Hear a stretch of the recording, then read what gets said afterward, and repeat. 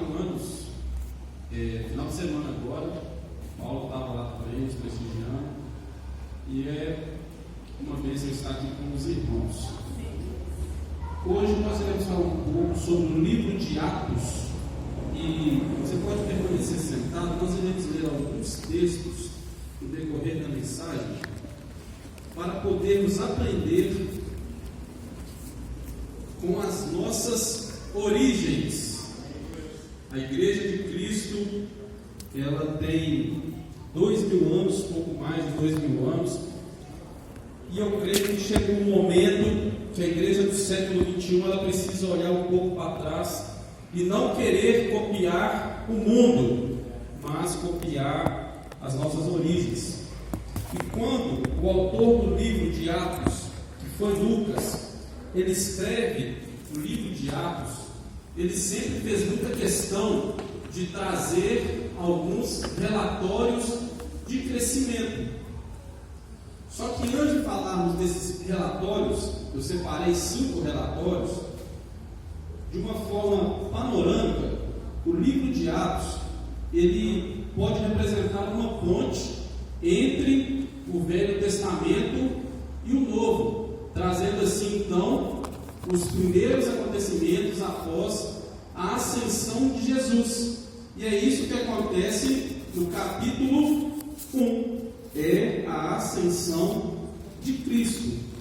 E quando Lucas, uma informação interessante, quando Lucas ele escreve o livro chamado Lucas, que é o Evangelho, ele faz referência a um homem chamado Teófilo e também faz referência a ele no livro de Atos. E os estudiosos chegaram à conclusão de que este homem era quem patrocinava Lucas para poder fazer as suas pesquisas, porque livros naquela época era algo muito caro.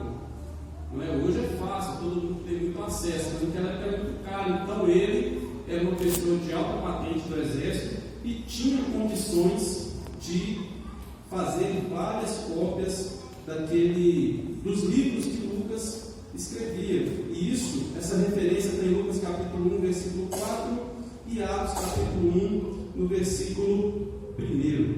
Então, basicamente, o livro de Atos ele é dividido em algumas partes. O primeiro capítulo, ele fala sobre a ascensão de Cristo e a escolha do apóstolo no lugar de Judas. Qual que era o nome dele? Matias. Matias, então, toma o lugar de Judas. Capítulo 2, acontece, então, a inauguração da obra missionária. O que acontece? O dia de Pentecostes, onde eles estavam reunidos no mesmo lugar. De repente, então, como se um vento impetuoso encheu toda a casa e eles foram cheios do Espírito Santo. Do capítulo 2 até o capítulo 12, o foco, então, era a igreja de Jerusalém. Diga, igreja de Jerusalém. Igreja de Jerusalém.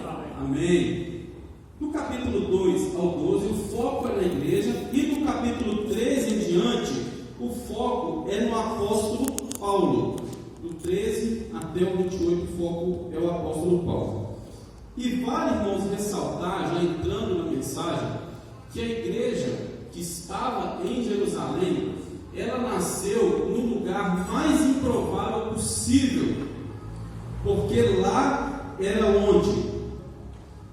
Era o centro do judaísmo, e toda aquela hierarquia, aqueles líderes rejeitaram a Jesus e perseguiam os apóstolos e os discípulos. Mas Deus fez prosperar a igreja naquele ambiente totalmente hostil, diferente de hoje, que nós temos toda a liberdade. E eu falo de igreja no geral, Brasil, a nível mundial, nós temos falhado sim, porque se hoje nós iremos olhar todos os relatórios, e você sabe, os estudiosos, que toda ação tem uma reação. Então, o que eles fizeram para alcançar o objetivo de hoje, no ano de 2019, dezembro de 2019, você, essa pessoa bonita do seu lado também, estar aqui falando sobre esse Jesus que um dia morreu e ressuscitou, foi por causa desses homens. E o primeiro relatório que Lucas traz para nós, ele está no capítulo 2, versículo 41. Gostaria que vocês abrissem, por gentileza. Atos capítulo 2, versículo 41. Ele traz o primeiro relatório. Ele diz assim, Atos 2, 41. A minha Bíblia aqui, a versão é King James, pode estar um pouquinho diferente da sua, mas o conteúdo é o mesmo. Assim, todos quantos aceitaram a sua palavra, foram batizados, e naquele mesmo dia juntaram-se a eles cerca de quantas pessoas, irmãos? 3.000 pessoas. Naquele mesmo dia juntaram-se 3.000 pessoas, e as 3.000 pessoas foram batizadas. Isso logo no início da igreja. Mas o que veio antes disso então? É o que nós vamos falar. Do versículo 14 ao versículo 36, nós vemos que Pedro, diga Pedro, o apóstolo Pedro, há um discurso desse homem. E o que nós aprendemos no discurso de Pedro, na pregação de Pedro? O primeiro ponto que nós aprendemos é uma pregação bíblica. Diga pregação bíblica. Pregação bíblica. Irmãos, a pregação cristocêntrica, simples, né, pastor? A palavra por si só, ela é poderosa. Quando alguns dizem ser uma parábola, mas eu acredito que não seja uma parábola, uma história fictícia, quando fala sobre o rico e o Lázaro. O rico, naquele tormento, todos conhecem a parábola, essa história. O rico e o Lázaro, o rico diz assim: Senhor, pede Lázaro para molhar a ponta do dedo e colocar a minha língua. Só que depois ele fala assim: Senhor, faça com que vá até os meus irmãos, para que eles assim vejam, e eles vão mudar o estilo de vida deles. Só que ali Abraão, representando Deus, disse: não, eles têm a lei e os profetas. Sabe o que ele estava se referindo ali? Eles têm a palavra. E qual a conclusão que eu cheguei disso, Devinho? Que mesmo se uma pessoa que você sabe que morreu, que você foi ao funeral dela, voltasse e ela tentasse argumentar com você, esses argumentos não se comparam ao poder que a palavra tem de trazer regeneração e arrependimento a nós. Concorda comigo? Ele diz: não, eles têm os profetas e a lei. Então a palavra por si só, ela traz salvação a todos nós. E ela é poderosa para mudar a sua vida, para mudar os seus filhos, os seus parentes, pessoas que você talvez olhe e diz assim: não, fulano jamais. Mas a palavra sim tem poder de mudá-la. Tem poder de mudá-la. A semente é poderosa. Diga comigo, a semente é poderosa. Não desista de pregar para as pessoas, para os seus familiares, para os seus amigos. E principalmente você, meu irmão. Você está aqui hoje, você não está perdendo o seu tempo, jamais. Você está aqui ouvindo a poderosa, preciosa palavra de Deus, que é capaz de transformar a nossa história, e já tem transformado. Quantas pessoas, graças a Deus, eu tive o privilégio, a oportunidade de crescer desde pequenininho na igreja. Minha mãe sempre me levava. Tomei muito beliscão correndo em culto quando era menino.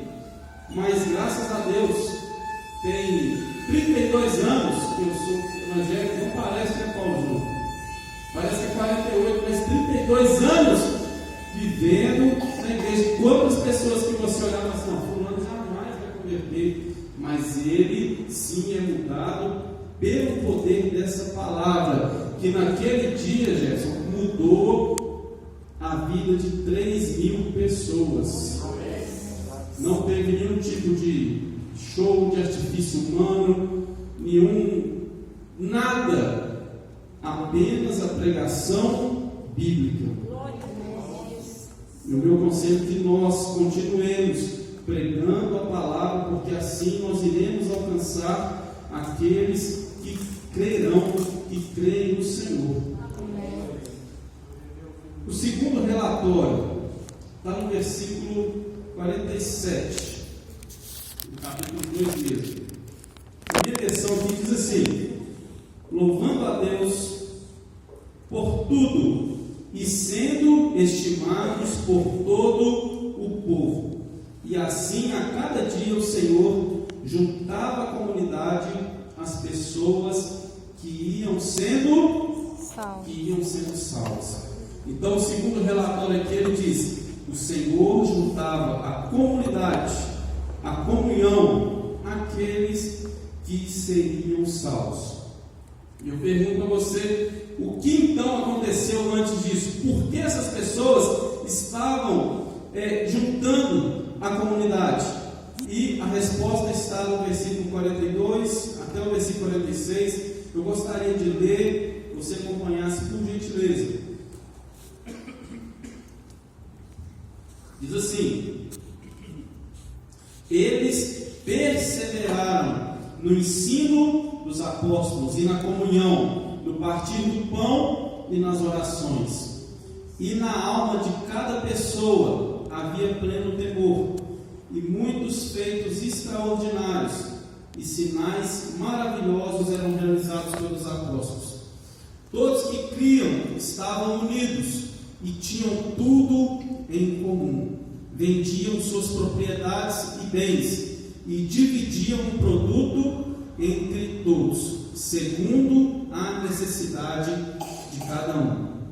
Diariamente continuavam a reunir-se no pátio do templo, partiam o pão em suas casas e juntos participavam das refeições com alegria e sinceridade de coração. Agora o relatório que nós acabamos de ler: louvando a Deus por tudo e sendo estimados por todo o povo. E assim o Senhor a cada dia juntava a comunidade, as pessoas que iam sendo salvas.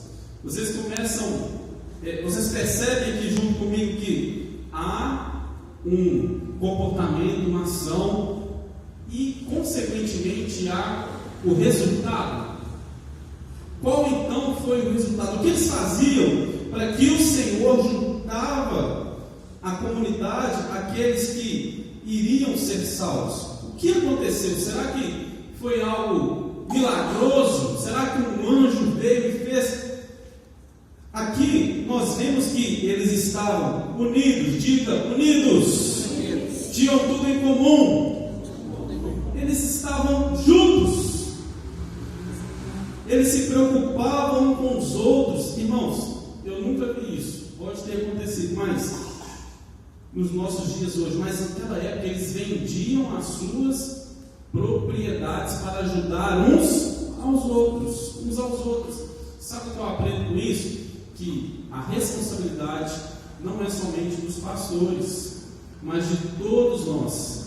Talvez hoje você está sentindo falta de uma pessoa que não veio ao culto. Não espere apenas o pastor correr atrás dessa pessoa, mandar mensagem, e não faça o seu papel como igreja. A responsabilidade é nossa. Você imaginou a gente vender as suas propriedades para que assim então pudessem dividir entre todos? Parece algo surreal para nós hoje, mas isso reflete o coração da igreja primitiva, de se preocupar uns com os outros, de não nos fecharmos no nosso clube social e olharmos apenas para o nosso umbigo e esquecermos dos nossos irmãos.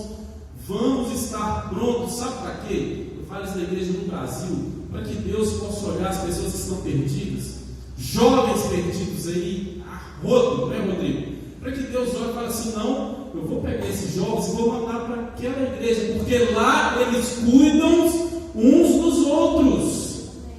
Nós precisamos estar aptos a cuidar dessas pessoas que Deus irá enviar. E eu quero profetizar sobre essa igreja, que todos estarão prontos para receber as multidões que o Senhor irá mandar. Amém? Amém. Depende de todos nós trazermos mudança para o nosso bairro. Eu falo muito lá na nossa igreja. Gente, eu quero um bairro melhor, eu quero um bairro sem traficantes, eu quero um bairro sem ladrões, quero um bairro sem prostituição, sem drogas. Sabe como nós vamos alcançar isso? Não é com ações sociais, é com o Evangelho, é com a palavra, é ajudando uns aos outros. Sabe por quê? Uma pessoa que rouba, ela aceitando Jesus, ela vai deixar de roubar. Já é um a menos, já é uma pessoa para vir a nos ajudar, né, de uma forma que aumentar o nosso exército, né? Estejam preparados para aqueles que o Senhor irá enviar para este lugar. Em nome de Jesus. Estejam unidos. Se quiser vender suas propriedades também, fique à vontade, né, pastor?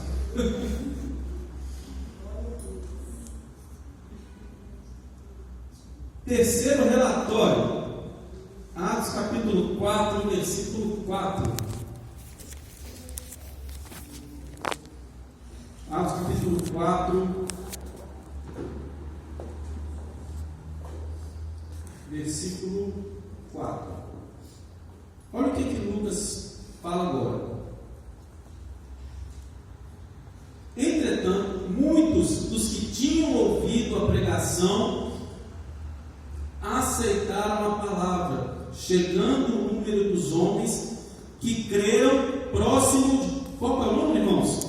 5.000.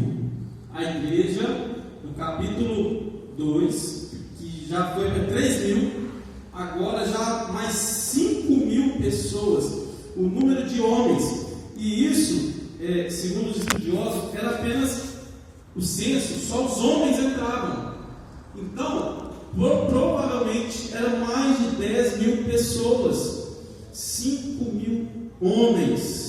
E o que acontece então antes, para que 5.000 pessoas crescem, se convertessem ao Senhor Jesus? E a resposta está no versículo anterior, no capítulo 3, e ele traz agora no capítulo 4 o resultado. Mas no capítulo 3 é uma história muito conhecida, que é quando Pedro e João eles estavam subindo ao templo para orar. E quando eles estavam a caminho, chegando ali na entrada, havia ali então uma pessoa necessitada, e ela logo estende as mãos e diz: me dá uma esmola. E Pedro diz então: estou duro, eu não tenho prata e não tenho ouro, né? Mas o que eu tenho eu te dou. O que ele diz? Levanta e anda. Que coisa extraordinária. Uma pessoa que era coxa estava à porta do templo, ele pede uma esmola. Então Pedro, cheio de autoridade e poder, diz: eu não tenho dinheiro, mas o que eu tenho eu te dou. Levanta e anda. E a partir dali, Pedro e João, eles entram ao templo, porque eles tinham ido orar. E aquele coxo, repleto de alegria, assim, com certeza na alma, veio se apegando a Pedro e João, e todo mundo conhecia ele. Imagina, você vê uma pessoa coxa, você entra, ela estava coxa lá fora. Na hora que você menos espera, ela está entrando, pulando, adorando a Deus na igreja. Aquilo trouxe um espanto a todos os que estavam no templo. E todos eles chegaram e falaram assim: o que aconteceu com você? E ele, o coxo, estava muito apegado a Pedro e João. Então eles olharam e falaram assim: então foram eles, o resultado é eles. Leia essa história depois, para que nós possamos ganhar tempo. Mas então as autoridades vieram, os polícias da época vieram, pega Pedro e João e leva-os para serem perguntados o que de fato havia acontecido. E o que acontece aqui, irmãos? Há uma disposição ao martírio. Há uma disposição ao martírio. Por quê? Como eu disse, a igreja que estava localizada em Jerusalém, onde era o centro do judaísmo, eles correram sério risco de serem mortos. Pedro discursando diante de todos aqueles homens, eles olharam e falaram: como pode um homem iletrado ter tanta sabedoria? Eles prenderam João e Pedro, mas eles não prenderam a palavra de Deus. Pedro e João não temeram castigo algum que pudesse cair sobre eles. Essa é a disposição realmente de viver do Evangelho. Não havia negociação com eles. Ó, Senhor, se der tudo certo, eu continuo firme. Mas se sair um pouco do meu controle aqui, eu já nem na igreja eu vou. Não, eu vou aqui fazer isso para que eu possa receber depois. Não, eles tinham total disposição, tanto que depois, com exceção de João, o apóstolo do amor, todos os apóstolos foram mortos pelo Evangelho. Tem um livro que chama, o pastor Lucinho chama Loucos por Jesus, tem uns 3 volumes, que conta a história dos apóstolos, como eles morreram. Pedro, segundo a tradição, é morto, crucificado numa cruz, de cabeça para baixo. João morre de velhice, mas todos os outros apóstolos foram mortos, eles deram a vida pelo Evangelho. Então, será que nós temos essa disposição de doarmos a nossa vida para o Evangelho, para Cristo, para que amanhã 5.000 pessoas que estavam condenadas no inferno sejam saradas, resgatadas, recuperadas? Ou será, o meu propósito aqui não é fazer